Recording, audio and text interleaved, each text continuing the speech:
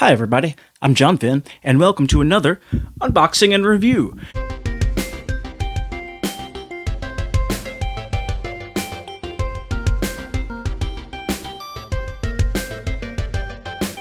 Now this is going to be a little bit different from my usual unboxings and reviews where I will take, a figure and open it up and show you all the parts and stuff. This time I'm going to be opening 4 WWE Masters of the Universe figures that I got in a complete wave. This is my first ever complete wave of figures that I bought at one time of anything ever.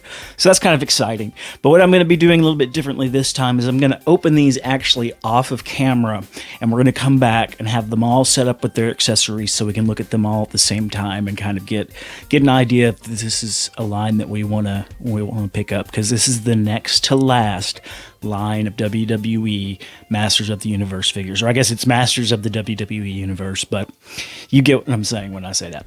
Anyway, so we're going to open these. We got Bret Hitman Hart, Junkyard Dog, Sgt Slaughter, and Andre the Giant. And before we start, I want to point out one really funny thing that I noticed is Junkyard Dog's description: heroic grabber of cakes. I love that. I don't know if that's a euphemism for ass or just cakes, but I really like it, so that's good with me. Junkyard Dog, you already got a thumbs up. All right, so I'm going to open these, and we'll be back when we're ready. And here we have all 4 of them opened with their accessories equipped and their mini comics on display. One thing that I really like about this line and this wave, I don't know if this is specific to this wave, but they all have 4 different mini comics. Now, the WWE Masters of the WWE Universe mini comics aren't so much mini comics as they're, oh my gosh, there's actually nothing inside of this. Wow, I don't know if that's supposed to be that way, because usually they have at least a page of, and there's nothing in these. Wowee. That is wild. I did not expect that, as you could probably tell. So let me grab one of the other ones I have, and you can see that it actually does give you like a page worth of comic, and then on the back you get the cross sell. These you get the front cover and the character cards. You don't get any kind of actual mini comic inside. Now these are only 1 page, but still that's a little bit weird that they would give you blank fold out things instead of just a single card. Like, it feels cheap and a little bit misleading that they did that. But the artwork on all of them is really cool. You've got characters from different waves, like Jake the Snake. You've got Ultimate Warrior there, Hulk Hogan from the ring that was released, the Grayskull ring, and then the Bret Hart that has both Triple H and Goldberg, and Steve, it looks like Steve Austin there. And another thing about this line that's kind of funny is that almost everyone is labeled as heroic in one way or another. The best example is probably the Sgt Slaughter. He's the heroic sergeant at arms, but on the cover he's fighting the Ultimate Warrior, who is a heroic warrior of eternity or something like that. So yeah, the mini comic art isn't quite in line with the figure labels and stuff, but that's okay. Let's take a closer look at the individual figures so you guys can get a better idea of those. We'll start with Andre here, and this figure is huge. As you can tell, he's taller and bigger than all of the other WWE and MotU figures actually at this point.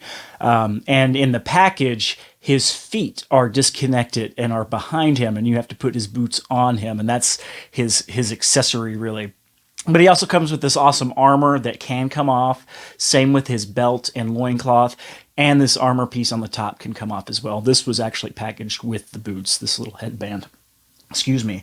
Additionally, these cuffs can come off, so you can just get a basic, Andre the Giant wrestling figure if you want that type of thing in this scale. This is a fantastic version. And I've got a lot of different Andres, and this is right up there with them. It almost looks like it uses the same head sculpt as some of the WWE figures have used, which wouldn't surprise me, and he's much buffer than he was in real life. But this is a really cool take on Andre the Giant for the Masters of the Universe series. I like that a whole bunch. He's hefty, too. He has a lot of substance to him. He's not mostly hollow. He feels really solid. And, of course, same articulation on all of these. You've got head, you've got shoulders, you've got arms, you've got elbows, you've got swivels at the the forearm here at the elbow, where it also will bend, and you have also swivels and pivots on each of the wrists. Additionally, on the legs, you can go forward, back, out to the side. You've got boot swivel as well, and of course the knees bend and the waist swivels. And that articulation is going to be the same through all of these figures, so I'm probably not going to detail it on each one of them. Let's see if we can get Andre standing again. And the next step we have is Sgt Slaughter, the heroic Sergeant at Arms. Now, Sgt Slaughter is one of those characters that I have probably the most figures of him across different properties, because I've got his WWE figure, I have at least one of his G.I. Joes, and now I've got a Masters of the Universe version of him coming out. And there are more versions of Sgt Slaughter coming out this year, I think. So that's pretty exciting that he's getting such a good representation, being such an iconic character from the late 80s and early 90s. He really does deserve that, and I hope Bob Remus is doing well. He's got the Man-at-Arms armor that's painted more of a military green, which means he has the armor down the left side of his body, but not the right, where he holds his mace. That side's left for, I guess, for agility. I don't really know. He's got a cool looking the chest piece from Man-at-Arms, and underneath he's got basically his wrestling gear from when he wrestled his second stint, I believe. But he doesn't have the cool boots that he had in his 90s days.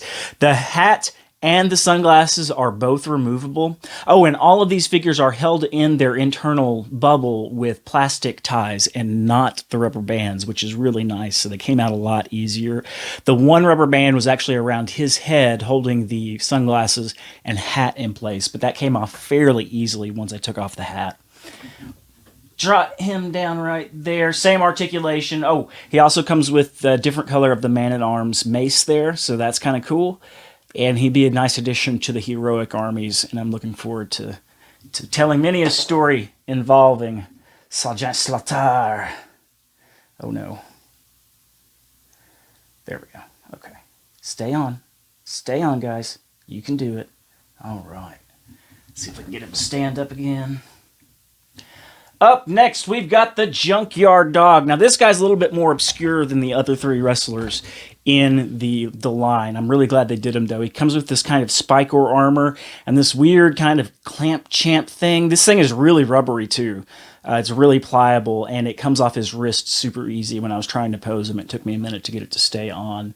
But, I mean, this is a cool figure. It's got some pretty good details. It's got the JY Dog thump, JY Dog on the sides. He's got nice boot details with the dog on there. The armor is removable, but it looks more like a classic style armor than the MotU Origins armor, because it has these weird dots that you connect it with instead of the strappy straps. So that's a little bit different from the rest of the line, but I still like it. And the armor is stiff. It's much stiffer than, say, old Visto's armor back here, which is much more pliable. This is pliable. It's not as hard as vintage MotU figures would be, but it's much more stiff than MotU Origins figures have been up to this point. Let's see if we can get him to stand up again. Got a good face sculpt too. Like that is the Junkyard Dog. If you aren't an 80s fan or fan of 80s wrestling, it might be a little bit like, well, who's this guy? But he was a pretty big deal. He had some pretty great rivalries with like Jake the Snake and people like that. Oh no, Sgt Slaughter. Oh no, everybody's falling. See if we can get these guys stood back up real quick. So yeah, that's Junkyard Dog. Excellent, excellent likeness, excellent figure, great. Okay accessory. It's kind of weird. I don't know about that. But finally, last but not least, certainly not least, this is the guy I wanted most from this line, and that is Bret the Hitman Hart. Now, he's got a Triclops type gimmick going on, and he does have the band up here where you can switch his eyes. Now, it doesn't really swivel on his head. You have to kind of take it off and then move it around into place. And he's got that kind of derpy face sculpt that Bret Hart figures often have. But that's okay, because we're going to cover it with his cool glasses. Again, same articulation as the rest of them. He's got the elbow pads and the knee pads. They all have those except for Junkyard Dog, and I think it looks honestly better. Oh, neither does... in fact, he's the only one with the knee pads and the elbow pads, so he's the only one with them. I'm probably going to end up taking them off and storing them away. He's got a cool take on the Triclops armor with the Bret Hart symbol there. We go around the back, we can see his cool greasy hair swinging down the back. Oh, and he has something that Triclops I don't think has, which is a place for his sword. Now, this sword I absolutely love. You can't really see it that much in the video, but the pink here is kind of a metallic pink. It's not just straight flat pink. It looks really cool, and it really matches with the Hitman's get up. And it goes right on his back like that. That's a good design figure right there. I dig this one probably most of all, and this is the one that I really bought the wave for, was to get my hands on this Bret Hart. Super duper happy with the other ones, but this one is just over the top. It's got one of my favorite swords from the Vintage and Origins line, which is the Triclops / Fisto sword. And Fisto's got the same thing back here, just molded in purple. The armor is spot on. It's got the hearts. It has the skull logo up here on the top. And aside from maybe, it could have a little bit more boot detail, but that's really a small thing considering how much this figure already comes with. And let's go ahead and put this back on you get the pink glasses, you get the silver glasses, and you get the crazy eyes. I like the crazy eyes, just because it's different. Stand him up right there. Now let's take a closer look at each four of these as they stand. Oh no, you can't see anything. Got some Andre the Giant there. Much, much, much taller than the other figures. Like he's a head above the rest of them, literally. Sgt Slaughter with his cool man-at-arms armor and weapon. His hat's somewhere back there from when he fell over, but we'll find that after we're done with the video. Junkyard Dog with his Clamp Champ style accessory thing and his spike ore armor. Still cool looking, great likeness of him on the face. I really enjoy that. And the details on his tights and his boots really make up for that weird accessory that he comes with. And finally, the man, Bret the Hitman Hart. Just one of the best wrestlers that's ever been. Really great character, really cool, wrestling character throughout the 90s and 80s and even into the early aughts. He's stayed that kind of cool character. Wish he hadn't had the stroke, because he was a Junkyard Dog. You back up, dog. It's good. But yeah, so that is wave 4 or 5 of the WWE Masters of the WWE Universe line. These are really cool. I'm super glad I got these to add to my collection of MotU Origins figures, MotU Origins style figures, I guess. And I'm looking forward to doing some really cool displays and telling some cool stories with these in the future. Well, I hope you enjoyed this. I hope this gave you a good idea of whether or not this line is for you, whether this wave is for you. And if you can get it, if you're interested in these figures, I give them my full thumbs up endorsement, which I actually didn't give my full thumbs up endorsement recently for the Skelegod figure, but I am in talks with Mattel to see if we can get that fixed up. And I'm not going to post that video until I get some kind of resolution there to give them a fair shake on that. One other thing I would have liked is if Andre came with a weapon of some sort instead of just his boots and the extra little armor thing on his head. That would have been cool if he came with like a giant club or something. But it's a lot of figure for the same price as the other three, so it kind of makes sense that he only came with what he came with. He's probably a more expensive figure to make to begin with. Hope you enjoyed it. I hope you keep collecting the way you like to collect, whether that's keeping your figures mock, opening them for display, or for play. However you like to do it's the right way to do it. And if anybody else tells you otherwise, tell them the excellence of execution's coming for him. He is. He really is. I know him. I don't know him. I'm just making things up. Until next time, I'm John Finn, and I'm out.